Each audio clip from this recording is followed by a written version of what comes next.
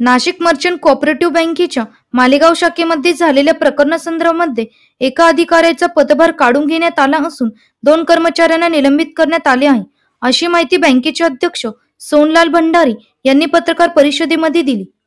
गेल्या अनेक दिवसापासून पेपर मीडिया असेल किंवा इतर मीडिया असेल त्यामध्ये मालेगाव येथील नामको बँकेच्या शाखेमध्ये काही खात्यामध्ये जवळपास 12 खात्यामध्ये गैरव्यवहार झाला अशा बातम्या छापून आल्या। त्या माध्यमातून मी आपल्याला खुलासा करू इच्छितो की ते 12 खाते हे आम्ही नामको बँकेने उघडताना संपूर्ण KYC पूर्ण केलेले, त्यांचे आधार कार्ड, पॅन कार्ड हे घेऊन ते खाते ओपन केलेले होते आणि त्यामधीलच एक व्यक्ती बँकेमध्ये आला आणि त्यांनी त्याच्या खात्यामध्ये व्यवहार झाल्याची चौकशी जी केली ती त्याला थोडी सस्पेन्स आढळली, म्हणून त्यांनी आम्हाला सांगितलं।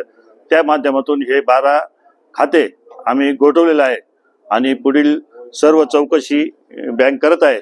बँकेने याची माहिती खरं तर फायनान्शियल इन्क्लुझिव्ह इंडिया FIU तसेच सायबर क्राईम पोर्टल जे सेंट्रल गव्हर्नमेंट आहे त्यावरती कळविलेलं आहे। तसेच ह्या खात्यामध्ये जवळपास देशातील 22 बँकांमधून RT झालेला आहे आणि त्याची सुद्धा सकल चौकशी सर्व डिपार्टमेंट करत आहे आणि ही चौकशी पूर्ण झाल्यानंतर याची सविस्तर माहिती दिली जाईल।